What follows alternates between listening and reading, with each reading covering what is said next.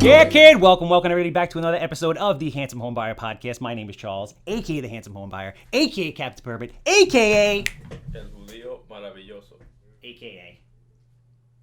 Dude, we do this every week. The 2020 LLS Man of the Year? Yes. 2020 LLS Man of the Year. Big week this week. Bought 3 houses. Got a big commercial development site in the village of Farmingdale. Look out, Farmingdale. Handsome's coming for you. Under contract. Only took 9 months once I had the accepted offer. You deal with that stuff too? A little bit. This is new for the commercial world for me. Like, you get an accepted offer and you're like, yes. Yeah. And then it takes like a year to get a contract executed. You find it's only the beginning, right? I'm used to, somebody calls me on Wednesday, bro, I got a house for you to buy. We're closing on Friday. The boys are in the field ripping this thing apart to hurry up and wait forever. Yeah. Do you deal with that also? Yeah, it gets a lot more complicated. I guess when you're selling a house, there's not much to negotiate, right? It's just go. Price, closing. But when you get into something commercial, it's or a larger development piece, there's a lot more factors that you got to deal with and get complicated really quickly. Maddie, you know who you don't have to wait for? Who's on the job all the time, ready to rock and roll from the moment you call, with the most handsome crew in the business? Captain Permit. That's damn right, Captain Permit. 516-513-883. And if you need plans, you need permits, anything real estate related, decks, sheds, interior alteration, new construction homes, we got you. And we got the most handsome front man in the business. I don't know if you guys saw my IG the other day. Mike, COO of Captain Permit, jacked out of his mind. He took his shirt off. I got a little tingly below the belt, and everybody knows that I have a slightly unhealthy love of women. I've never seen a person who had the striations of this man. Every muscle fiber is clearly defined. So again, like I always say, ladies, female realtors out there, in my opinion, there is nothing more sexy than a jacked man who used to be a bad boy, who's converting now to a good guy who can legalize your deck. Think about that for a moment. Obviously, I'm the handsome home buyer. If you have a house that smells like cat pee, is dated from the 1960s, has 6 inches of mold on the wall, human waste floating past the basement steps, I'm quick, I'm easy, I'm a good time, I want to buy it. 516-777 sold. That goes for land, commercial developments. We're buying gas stations, self-storage sites, temples, everything. You name it, we're buying it. 516-777 sold. All right. Killer guest today, man. I'm pumped about this. I've been chasing you down for a little while. Finally connected. And thank you very much for coming down. I really, really appreciate it. This is going to be a dynamite podcast. All right. So the list is long but distinguished. All right. Owner of Beechwood Homes. Beechwood Homes is one of the top 200 developers. Did you know this? Not on Long Island, but in the country. No, I didn't know that. I saw an article. I think you guys are like 157, like something crazy like that. On the top 200 home builders. Yes. In the country. Yeah. All right. You guys know him from Country Point, Vanderbilt, soon to be the new Selby. I got that right? You got that right. Meadowbrook Point, Marina Point, Avern by the Sea, and the Rockaways, which is an unbelievable engineering marvel. I did a case study on it at NYU. He also happens to be, you could possibly be the most handsome man in the real estate business, my friend. Luscious hair, looks like a Kennedy. Again, everybody knows I'm into girls. However, if I was a girl or not, I would hurl over this counter to grab a piece of you, sir. I think I'm blushing, so thanks for that. Stephen Dubb, Beechwood Homes. I'm glad it's a podcast. So everyone can't see the look on my face right now. Oh no, there's video, bro. It's video. Oh, okay. All right, great. So they can. Perfect. Sorry about that. No. It's all good. So thanks, man. I really, really appreciate it. Obviously, you guys are you are the pinnacle of development. You are the pinnacle of the American dream, from what I hear. I don't know a lot about you, but I'm very excited to kind of flush it out and learn more about what you guys do and your history on the podcast. Sure. So a little bit of background about, I guess, give a little background about yourself, where you come from, school, etc. We started talking about it offline. So I grew up in Jericho, in Nassau County. Graduated from Jericho High School in 2003. Went to NYU. I actually started as nice. Yeah. Alumni. Yeah, What's up? Yeah. You get those emails, those alumni emails? I'm graduating next semester from the master's program. Yeah, you'll get plugged into that whole regime. I'm sure. It's a lot of fun. You pay for the education, and they really come after you for some more afterwards. But went to NYU as a studio art major. Wanted to be an architect. Thought yeah? I'd parlay the studio art thing into architecture, and I realized pretty quickly, after a year or so, that's not what I wanted to do. And so I moved into. They had an undergrad real estate major, which a lot of schools didn't have. So I think I didn't realize they had that. Yeah, it was back then. I know they have it now, but I didn't know they had it back then. Yeah, and I think it was one of the first years that they were doing it, but I loved it. It was a really, really practical education. It sounds like from what we were talking about offline, you're having the same experience. Game changer for me, bro. From just basics in like appraisals and finance. I took a construction management class that was great.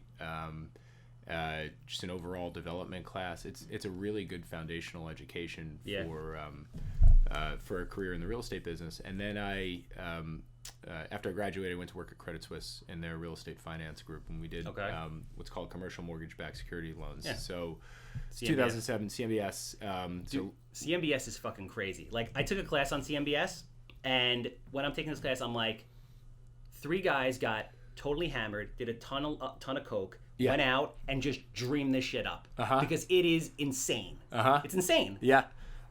It's so for people who don't know what it is, the bank would make loans on apartment buildings, on industrial, on office, hotels, eventually condos, pretty much any kind of houses. Yeah. And then they would package the loans, so every loan would have a monthly interest payment, similar to a bond, right? Yeah. And so they'd package the loans into groups. They basically create bonds out of them, and they'd sell them on the bond market and make a VIG. So if property was paying 4%, they'd sell it on the bond market for 3% and basically make money. Make the spread. Right. And it was a great business. So you were putting those together?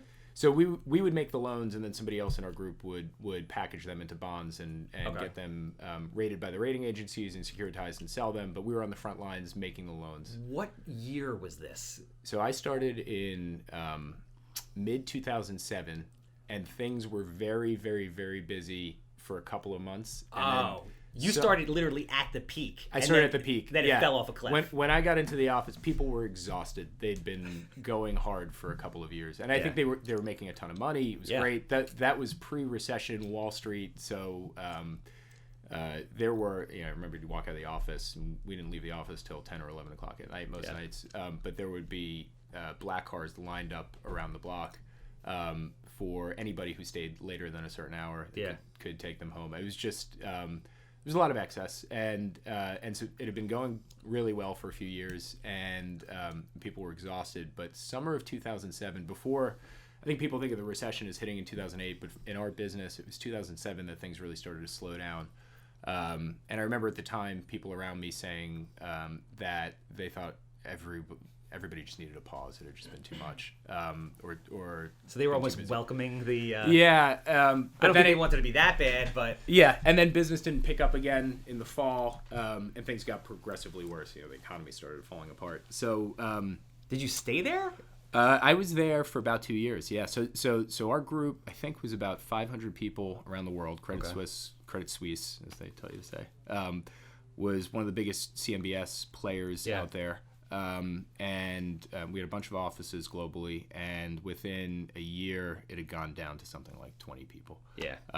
And so there were successive rounds of layoffs, and I was a first or second year analyst, so I was pretty cheap. Yeah. And I managed to stay around for a while.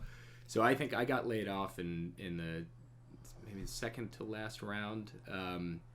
And they ended up going from 500 people to like 15 to manage all the loans. Because what had happened is the music stopped. Yeah.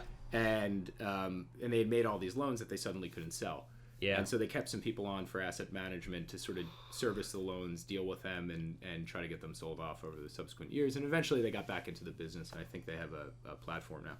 But between did they have a lot of the shit, or like did they have would they? Yeah, they made some pretty heady loans that when the music stopped, they were like, other people in the bank woke up to what the CMBS group was doing, and they were like, what were you guys doing?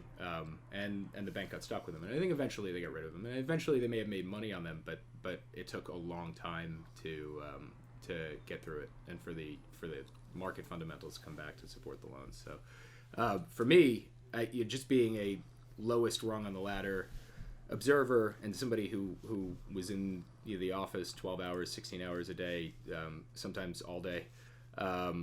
It was a really good education in the fundamentals of real estate, in business, and it sucked, but because the hours sucked and you have no control of your life. But at the same time, it's like drinking from a fire hose in terms of what you learn and what you see. So I wouldn't change a thing about it. And so I got laid off late in 2008, and I had always thought that I'd come work at Beechwood one day. I thought I should work somewhere else to get a little bit of experience and be able to add value. And I wasn't planning on coming to Beechwood that soon, but next day I had nothing to do, and so I drove out to Long Island. And I went to work, and it's a little depressing. Getting laid off, even if you've done nothing wrong. Yeah, but the world was coming to an end, bro. Yeah, but it feels bad. Even though 50 other people got laid off from the same thing, it's nothing you did. It sucks. So it was good. Look, it was a good experience. It was a little bit of a depressing time. We were going into late 2008, so getting laid off in the winter and jumping in the car. I lived in the city, driving out to Long Island. You live in the city now still? Still live in the city. Yeah. Oh, yeah? Yeah. I wanted to do that. What is that like? It's great. Is the reverse commute tough? Yeah, it sucks. I always thought to myself, listen, I want to live in the city because I want to. But here I'm thinking, am I really going to get to enjoy the city? Because I work like 24/7. Yeah. And by the time I get home, I'm like, what am I going to... Yeah, so what I would tell... I spend... during the week, I spend almost no time in the city. I drive home, I shower, I go to sleep. Maybe I go to the gym before I go to sleep. And then I wake up in the morning and I get in the car and I drive out to Long Island. So it's not great during the week. But on weekends, it's great to enjoy the city. Yeah. And my wife works at Snapchat in Times Square. Oh, nice. So, yeah, so I think eventually we'll probably move out to Long Island when we have kids. Yeah. But for now, it's fun. So I want to stop you there for a second just to talk about that weird, not creepy fantasy that I had before. Because you just said the wife thing, which crushes all the ladies, including my dreams right now. So when I was like, I'm going to have him on the podcast, I'm like, you know what? All of a sudden this thing came to me, and I'm like, you know what the Rat Pack is? Sammy Davis Jr., the Rat Pack? I'm like, bro, we need a Rat Pack. I'm going to call it the Real Estate Rat Pack. We're going to get shirts and everything. It's going to be me, you, Matt, our visual, Kulka, my boy Darren. Okay. And we're just going to like crush real estate by day and the ladies by night. And then I'm like, but he's married, I have a girlfriend, Matt's married with a kid, and so is Darren. So I was like, this just goes to shit. But in my alternate universe, we're taking over. No, 8 years ago I would have been down. You want to be Sinatra? Who do you want to be? Yeah, I'd like You're to be more Sinatra. like a Dean Martin guy, the taller. Yeah. Okay. I'll take anything. Dude. I'd love to be part of the Rat Pack. I'm good with whatever. How did your CMBS I feel like your CMBS experience would be very valuable for what you guys are doing now on the scale that you're doing it now. Yeah, it's gotten more so we're really a mom and pop company. My dad didn't go to college. He was a landscaper. He sort of built the business from scratch, and he's not a... It's amazing. Yeah. What he's done is really it's incredible, and I don't know if you could do it today, because I think it was partially the times, the 1980s, banking being a little bit easier, the world being a little bit simpler. I'm not sure if it would be as easy for a guy who was self-made like him or a self-starter who had a landscaping business to build a company as big as Beechwood is, but he did. And but it was so what happened in 2008 is banking got a lot harder. All of a sudden home building became a 4-letter word in the banking world, and nobody wanted to lend.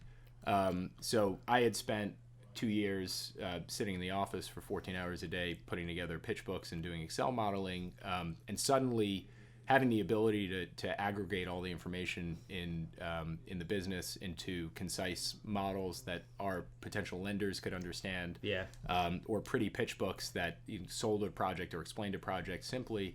That stuff kind of helped, and they needed this. Probably really boring, but they needed a lot more. Our lenders needed a lot more frequent and better reporting. So my initial, I think, that's interesting. To the extent I added value those first couple of years. As far as what, like statuses of projects? Yeah, how like many that? units you've sold, a report showing how many units you've sold this month, how much, what you've spent in direct costs, what you spent in indirect costs, site work. Show us a schedule of your backlog, meaning contracts you have on houses that you haven't delivered yet across all your sites. How does it compare to the last 5 years? And I'd go, oh, shit, I got to go and try to figure out how many homes we've sold per month in each community over the last 5 years. Like, we just had never needed to be that professional. and so I spent a lot of time doing at Beechwood what I did initially, or what I did at Credit Suisse. And so I think, but the first few years were tough. I was trying to kind of feel out what my role was there, and my dad. I'm lucky. I think a lot of people in a family business have fathers who are critical or who are tough, and he was the complete opposite. If anything, it's like I could do no wrong with him. And if anything, I wish he'd be a little tougher on me. And so he sort of left me to find my way, and I was really focused on trying to figure out how I could add value. I wanted to earn my salary. One of the things that sucks, and you don't have this problem, and it's not a bad problem to have, nobody's going to cry for me, is when you go into a family business, you don't know what you earned on merit and what you were just given. It's hard to know. I mean, you know that you were given a position in a family business, but it's hard to know what you could have done on your own. And so you've always got this sort of insecurity about the whole thing. And so I was pretty determined to be validated in the eyes of all the other employees at Beechwood and myself, to really add value and do things that I could look around and say, maybe without me here, this wouldn't have happened. That I could really be proud of, and that was selfish. I just wanted to feel like I was contributing and not just taking. And for the first couple of years, it was tough because we were a business that built houses and sold houses, and I was learning a lot, but I wasn't necessarily adding a lot of value on that end. And so being able to work with our lenders and find new lenders in this environment where suddenly all of our old partners had gone away. So that's where I was able to I think, help out first, and then it sort of grew from there. So I want to touch on two things. So ironically, you're 34. You might have this already. It took me a little bit longer. At 40, there's good and bad. The bad is you get like hair that grows out of your ear that's like 12 inches long, and it happens in like a matter of days, which is weird. You like can't eat ice cream anymore because it just sticks itself to you and it doesn't come off. But you also develop this kind of like psychic sense about people. So I saw you in a picture, and then I saw a really short clip of you basically talking about carrying on your father's legacy, and I'm like, it just said so much about your character as kind of who you are. It just spoke to me. I'm just like, this is like a very humble guy, close to his family, respects his father, appreciates what he's done, doesn't feel entitled. I'm like, this is somebody like I want to get to know, and I think people should hear from. So, kudos to you, sir. It's amazing. I appreciate that. Glad that came through in a caption. Yeah, it's just, again, it had ear, hair, psychic ability come together. Just a little bit of history so people know. A little bit of the history of Beechwood, when it started, how it happened, and then I want to kind of get into how things have really, really changed in the sense that you guys were ripping out tons of homes, but like now the landscape is very different. Like Long Island is totally built out essentially. And your quote-unquote homes have now taken on a... So I'll give you the history, and feel free to guide me if I'm going on too long. No. So my dad had a landscaping business that he started when he was, I think, 15, and mowing lawns around the neighborhood where he grew up, which was around Wheatley. And I think it was a business that he needed a landscape van for, and he had to hire somebody to drive it because he was too young to have a driver's license. That's awesome. And so he didn't go to college. He had this business that he had built. Was he born here, or was he born somewhere else? No, he was born in Long Island. Okay. And I think he got into condominium management. It was the early 80s. Condominiums were popping up around North Shore of Nassau County, and in addition to doing the landscaping, he was doing the management for the condos. And what would happen is they partially built condos as they completed phases, would bring in a management company to manage the phases that were done, and while they were building other phases. And he was doing one for a builder who maybe wasn't the most scrupulous builder out there, and he had a relationship with the construction lender. The construction lender also did his banking, and he would sort of report. I think the houses had issues. The houses that were done had issues, and as condo manager, he had to sort of get educated on how to repair them or how to deal with the issues or what was done right or what was done wrong. And he would end up sort of reporting back to the construction lender, to an individual guy named Randy Nielsen. I think it was at Reliance Federal Savings Bank or Reliance Savings Bank, on what the builder was doing right and wrong and what he saw going on the site and the phases that were under construction. And Randy said to him, you seem like you know what you're talking about. If you ever find a project that you want to build, Reliance will put up the money, and Reliance and you can split the profits. Wow. 50-50, which is just something, and that's why I alluded to before. I don't know if he could have started the business in today's environment. Back in the 80s, banks were able to do joint ventures. You couldn't do that today. Banks are not allowed to do that. So Randy and Reliance really gave him his start.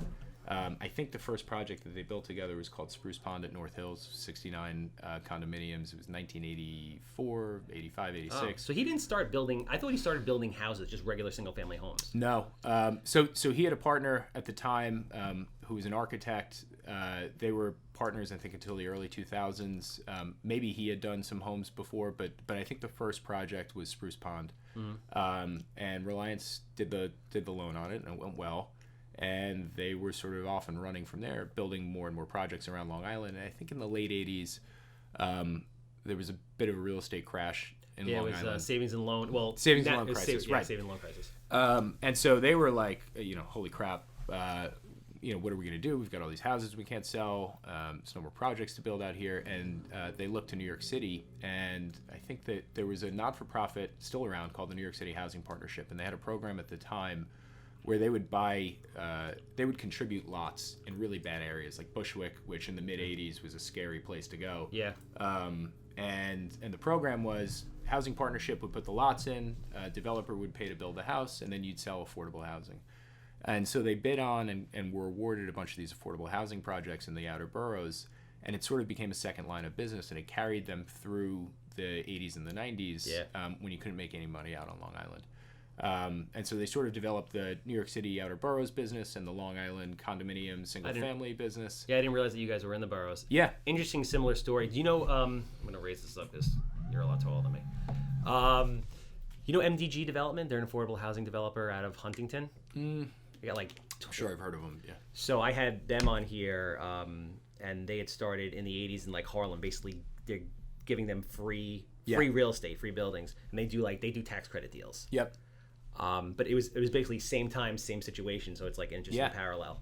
And so it got them through the savings and loan crisis, and then market improved, and they kept building more projects out on Long Island, and they kept building in the city, and they sort of grew the business, and through the 90s and the early 2000s, there were probably half a dozen regional-sized developers, home builders out here on Long Island. Okay. And then the recession hit, and a lot of them got washed out. And we were lucky in the sense we had 4 projects going at the time that I think were just so desirable that even though the value of our buyers' houses had gone down 20%, sometimes 50% from what it was pre-recession, they still wanted to live there. So we sold less houses every year in the recession, but we still sold houses enough to get through it. Were you selling them at a huge discount compared to what they were selling before? No. Well, the discount was really there was no discount. We held prices. We mostly didn't raise prices, but we just sold less of them every year. But there was still enough demand for those projects. We were building Meadowbrook Point. We were building down at Arvin by the Sea. We were building a condominium community out in Medford called Country Point Mill Pond. Yeah. And we were building in the Bronx a community called Harbor Point at Shorehaven, and there was just enough demand. I think we built a better mousetrap, and so we didn't lower prices, mostly didn't raise them. We just sold less houses, but it was enough to carry us through. And a lot of those other similarly sized builders out there kind of got washed out by the recession. Their projects didn't fare as well. So coming out of it in 2012, 13, 14, they were still nursing, wounds from the recession. And so for a while, we sort of had our pick of land out here, which was great. And the other thing that happened is some of the builders got through it okay, but the original owners sort of aged out and they didn't have succession plans. And so it's interesting that you brought that up. Yeah.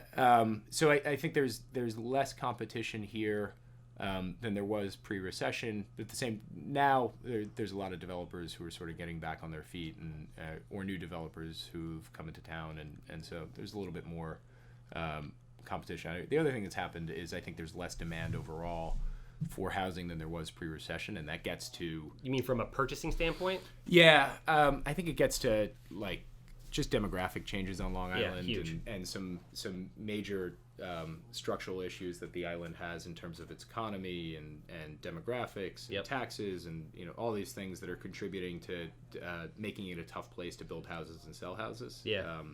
So it's all sort of come out in the wash. There may be less home builders, but I think there's also less getting built overall, and there is a need to be much more. The interesting thing that I see, and you're in this world a lot more than I am, so correct me if I'm wrong. When I look around, like I'm 40 or 34 years old, the bigger developers that I see that have been around for a while are much older, and there seems to almost be like a really big void.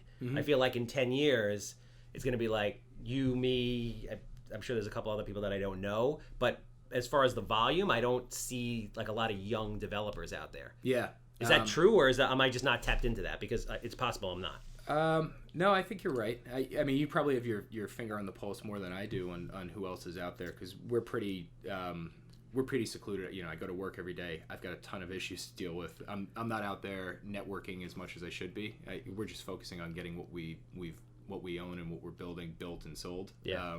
So you probably know more than I do, but my impression is there aren't a lot of next generation people out there building. And I guess you've got the same point of view on it. So yeah, so I see opportunity, just basically the way the world is changing right now and how fast it is, and then just the baby boom generation being so large and coming of a certain age. Yeah, I just feel like there's opportunity in every industry across the board, especially ours. And while things are tough, like obviously there's like very little land. The regulations are very difficult. Like it's hard to communicate with the general public. I mean, I went out there and kind of naively said, I'm going to bring everybody in and ask their opinion in the entire town of Oceanside. And somebody charged. Maddie's got it on video. There's a guy literally charging up the aisle at me. Yeah. And like had to be restrained. Yeah. So, but there's always opportunity. But it just seems like I guess there's a shift. So whereas you used to be able to sell more, now like the rental demand is just through the roof. Yeah. Well, I'll probably makes sense to talk about issues because it's Long Island sort of like structural problems, real estate taxes, traffic, bureaucracy. Tax code didn't help. Right. That are sort of pushing us into building more rental housing, and it's pushing demand towards rental. Yeah. Trends. It's trends also. Yeah. No. Yeah. So I think if we build a retirement condominium community, we've got buyers from Long Island who have been in homes for 20, 30, 40, 50, 60 years, and they're getting older, and they don't want to deal with the landscaping. They don't want to deal with snow removal. They don't want to have to worry about getting leaves out of the gutter. They don't want to have to make sure they call the garbage company for pickups, whatever it is. So they want to live in a condominium community, and most of them want to stay on Long Island because it's where their family is, it's where their friends are, and they like it. Maybe they go to Florida for a few months, they come back, nothing to maintain, nothing to worry about. Right. And they want to sell their single family home and move into a retirement community, like we build at Country Point Plainview or at Country Point Meadows in Yaphank, and they got to sell their house in order to buy a condo from us. What they can sell their house for, or what they can pay us, is a function of what they can sell their house for. I was just going to ask you about that. So most of them are not looking to sell their house and then take all the proceeds from that and add a couple $100,000 to buy a condo. Most of them are trying to put some money in the bank after they sell their house and then buy a condo. And what they can pay us, what they can pay for a Beechwood home, is a function of what they can sell their home for.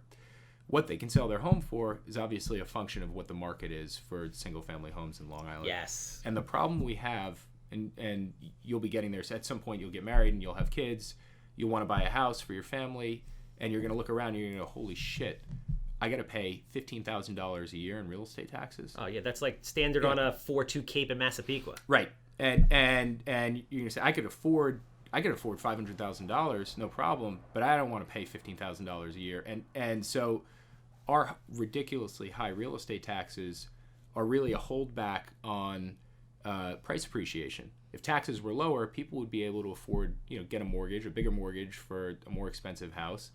And you'd see more price appreciation in homes around Long Island. And so where we get squeezed, and I think it's happening to all developers, is price appreciations. You may have good years and bad years, but the trend is fairly flat. 3%, I think, lifetime is really what they say. And yet our costs go up. Our costs of building. Jesus. Crazy. go up every year. Tariffs haven't helped, but there's a whole bunch of factors, CPI and whatever else, and so our margins get squeezed, and so the taxes really function as like, I think of it as clogging the arteries of what would otherwise be a healthy economy and healthy real estate market on Long Island, and I don't know how we realistically back off real estate taxes. I don't know. You may be able to stunt tax increases, but it seems unrealistic that we'll ever be able to back those out. So I don't know what that means. It may mean that Long Island will become one large retirement community, but the problem is uber wealthy. It's just extremes. Mm-hmm. But yeah, it's hard for middle class people to afford homes on Long Island, and you need middle class people to be able to afford homes on Long Island in order to have a fully functioning, healthy economy. I was in the Carolinas last week, looking at the market around Charlotte and Charleston and Raleigh. Yeah, Raleigh. And there's really blowing up. Amazing things going on there. 20 years ago, there's a community called East Birchwood around our office in Jericho. 20 years ago, you could have sold a house in East Birchwood for $600,000, and you could have gone down to the Carolinas and lived like a king. Yep. Now you can sell your home in East Birchwood for $600,000 or $700,000. Maybe it's gone up in value a little bit over the last 20 years. You go down to the Carolinas, that doesn't get you as much as it used to. They're sort of passing us in a lot of ways in terms of value appreciation, and it's a problem because when people realize that whole scale, they're going to want to leave Long Island because who wants to? And they are. Yeah. So it's a problem. That's sort of a macro problem. The other one that I think it sounds like you're experiencing a little bit is dealing with the bureaucracy and trying to get approvals and dealing with the public. It's brutal. When you want to get a piece of land approved, you basically have to run a political campaign. And there's no worse form of democracy than 200 people in Village Hall at 10 o'clock at night on a Thursday. Waiting for you at your car. Yeah. When you come out. Who don't understand how the land planning or approval process works. And the job creation or IDA, they think they're giving you suitcases of money to walk away with. Yeah. It's crazy. I want to dial it back for a second because I want to touch on something. So I've, again, we've never met before, and I see what you're doing, and I've heard that they're very successful, which is amazing, meaning the condo sales. Yeah. But so the thing that I'm really dialed into, and I guess I'm really on the front lines of that, are the single family home sales from $1 million under. Mm-hmm. So I stopped buying a lot this past year. I just actually picked it up again because you couldn't make money. Like the spreads were wacky. Yeah. And I primarily focus on the first time home buyer market. So like now in Nassau that's 550 or under, in Suffolk it's 450 or under. Mm-hmm. And so since the tax code, everything, it kind of all shook out at the end of the year. The thing that I see that's really interesting is there's a compression in first-time home buyers. So you have older people who want to downsize to smaller houses because of the taxes and they don't need 6 bedrooms and 4,000 square feet. And then you have first-time home buyers coming into the market. So now we're selling like ranches with basements in Brentwood for $415,000, which is bananas. But then I start thinking about how I see the high-end houses dropping like rocks because nobody. So I'm looking, I'm like, yo, this is a sick house. Like Rocky lived in this house in Brookville that just got reduced to like 1.8, and it's like 6 bedrooms, 7 bathrooms on 6 acres. I was like, Jesus, $50,000 in taxes. People who live in Brookville and Old Westbury and those areas, they can't get rid of their houses. That's what I'm saying. Nobody wants to pay $60,000 a year in real estate taxes. It would be one thing, and this is where I mentioned traffic. Used to be that you'd have wealthy people who worked in Manhattan who bought those houses out here in the suburbs and commuted every day. Yeah. If you try to get in the car at 7:45 in the morning and get into Manhattan, it's a nightmare. People can't do it anymore. You need a helicopter. Yeah, and it's killed values there. So there are people in New York City who can afford $60,000 a year in real estate taxes, but they don't want that traffic lifestyle. I do it every day. I do the reverse commute every day, and it's brutal. You take the train or you drive? I drive. Jesus. By the time I go from my apartment at Penn Station out to Hicksville, get in a car and drive to the office, it's the same amount of time. And if I'm in the car, I can make phone calls. Yeah, it's comfortable. I can, and sometimes I go from site to site, so it's easy just to have. It's easier just to be in my own car, but it's brutal. It's my drive in the morning is an hour and 15 minutes to an hour and a half. And that's if it doesn't snow or rain. Where in the city are you? In Soho. So what I do is I get on the Williamsburg Bridge, go up the BQE. I gotta hope that a car hasn't stalled out on the hill up the to the Kosciuszko Bridge, and then I get on the LIE, and I basically just walk down the LIE to the Cross Island, and once I get across, Are you getting to the point where you're just like, I can't?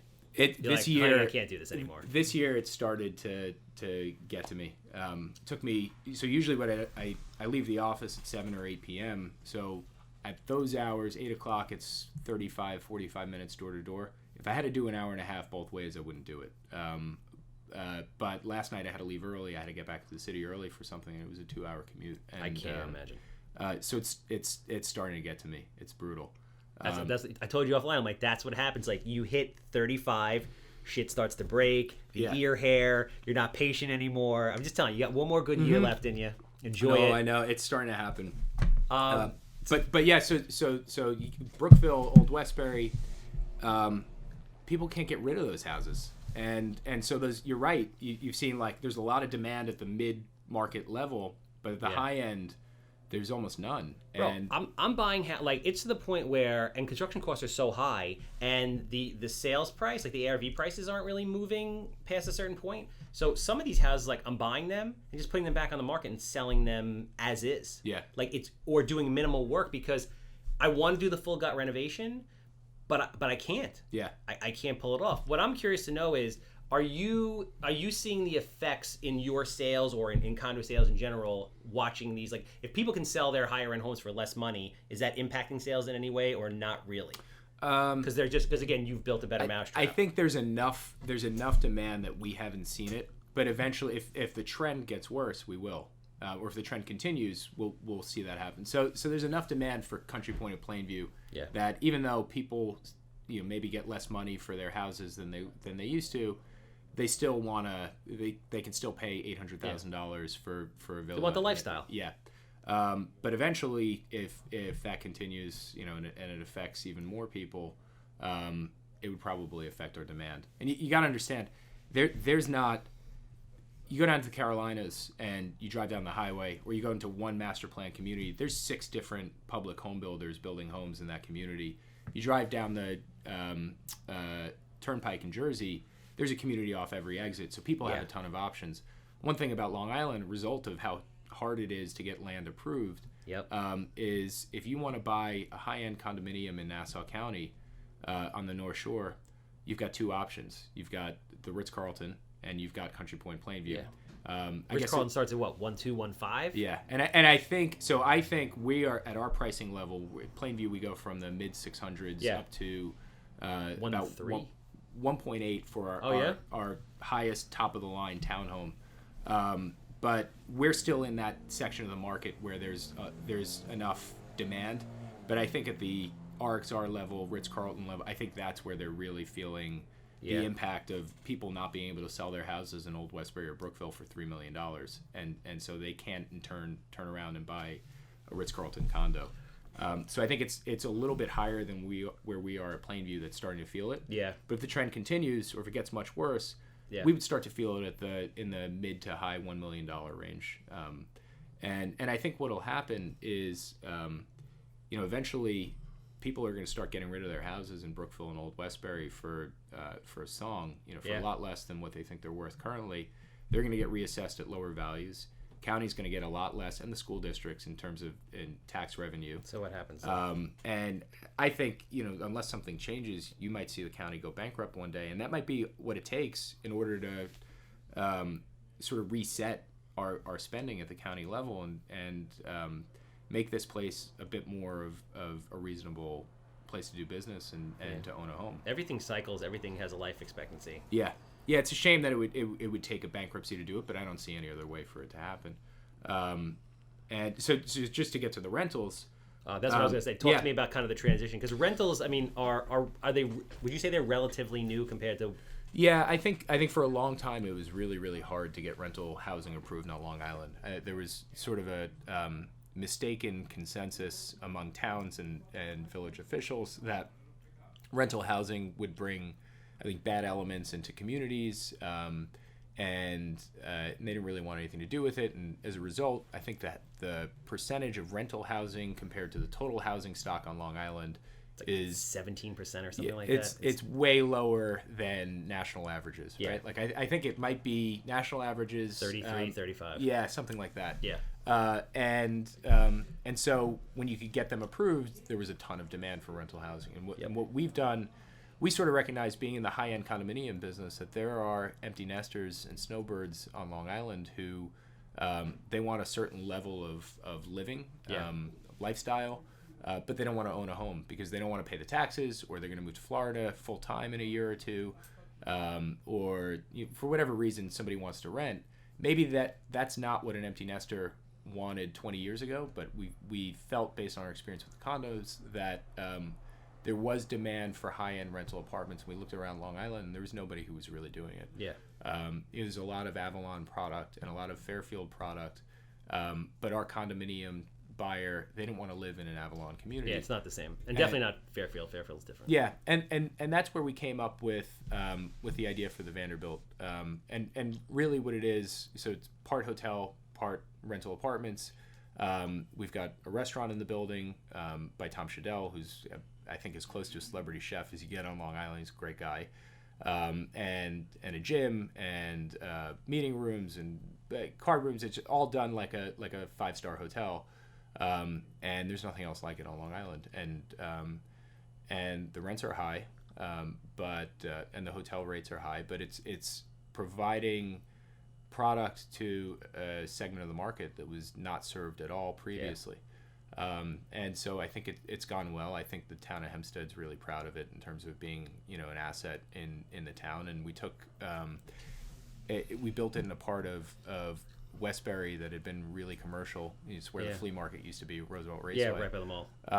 And so I think there's a lot less demand for those big box, retail that you typically see around there. Mm-hmm. And so I think it's an example of something that we've actually done, the island's done well, is repurposing that commercial land that there's not demand for into something that's going to serve Long Island's existing residents. Funny story about, and now you guys have another one going up on Merrick Avenue in Westbury. Yep. So I'm taking this was a year ago, I'm in a feasibility class at NYU, and the professor brings in a guest speaker who is an appraiser or an analyst from, I forgot the company, but really great guy in the city that do, very in-depth market reports. Yeah.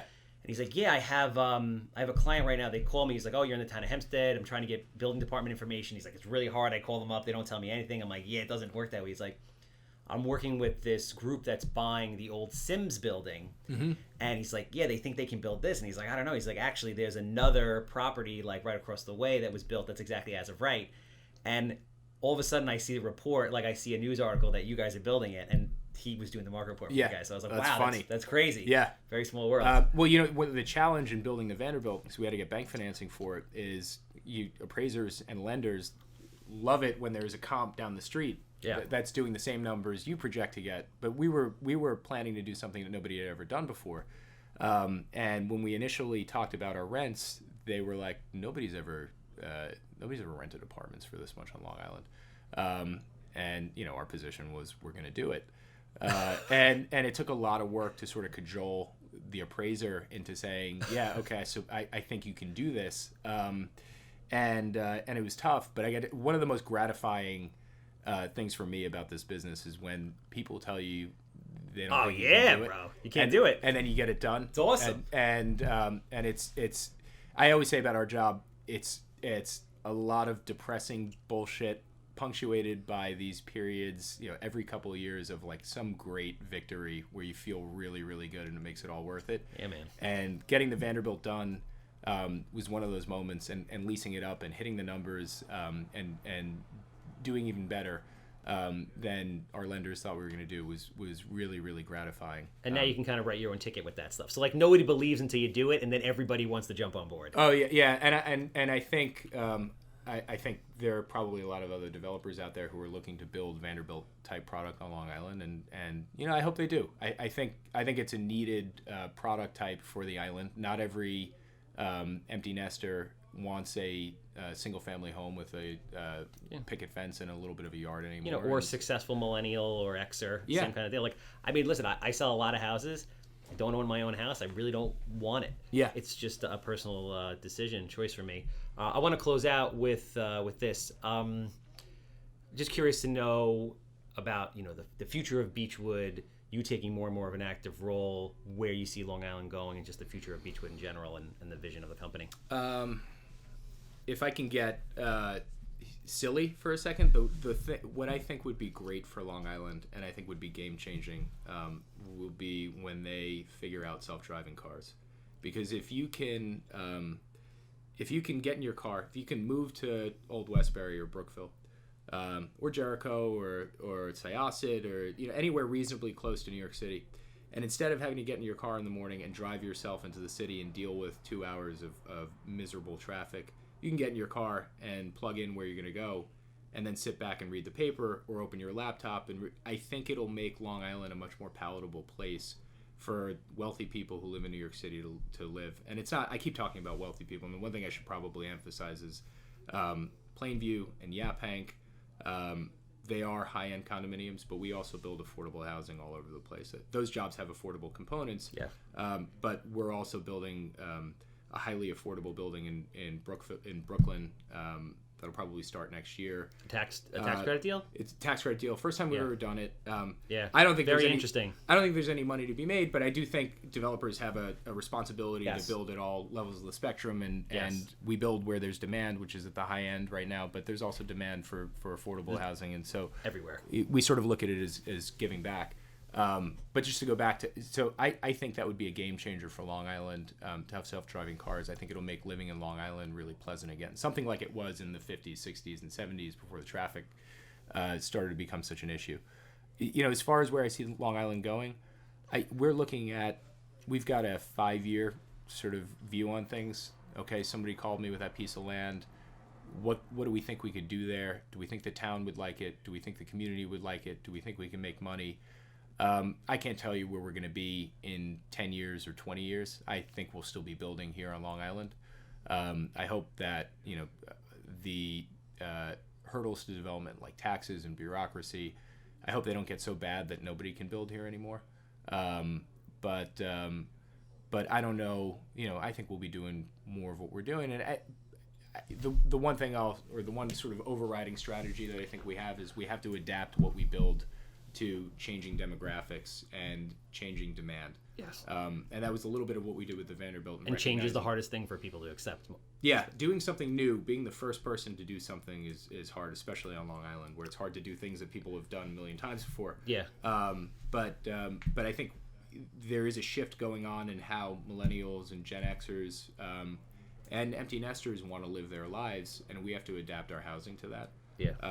So our sort of one overriding strategy is we'll be nimble, and if it's more high-end rental, if it's more just middle market rental housing, if it's affordable housing, if it's smaller single-family homes that are more affordable on smaller pieces of land, we'll build for Long Island, always with an eye towards doing something that's going to improve the community, because you never want to build in a community and have people think that they're worse off for it. So that's what I'd say about that. No, that's awesome. That's amazing. And I'm glad this gets to get out there and people get to hear it, because I think there's a lot of misconceptions out there about, IDA, builders, our motivations, etc. Like, do we want to go to work and make money? Of course, but there's a socially responsible way to build. And obviously we live here, we grew up here, we want it to get better, we want it to sustain. Yeah. So thank you very much for coming in, man. I appreciate it. Thanks for having me. This was fun. Awesome interview. Yeah. People are going to love it. I don't know if you want to put any of the contact information for the company, website, etc. If people are interested in a higher-end condo, etc. So beechwoodhomes.com, BeechWoodHomes.com, and that's a landing page for all of our communities, what we're building and selling now, and what we've got coming up. So that's the place to go. Yeah, they're absolutely beautiful. I was up at Country Point this past weekend at Organic Crush, getting this amazing kale salad with egg and bacon thing. Go check it out. Obviously, I'm the Handsome Homebuyer. If you have a house that smells like cat pee, commercial land, anything real estate related, if God created it and it doesn't move, I want to buy it. 516-777-SOLD. That's a wrap.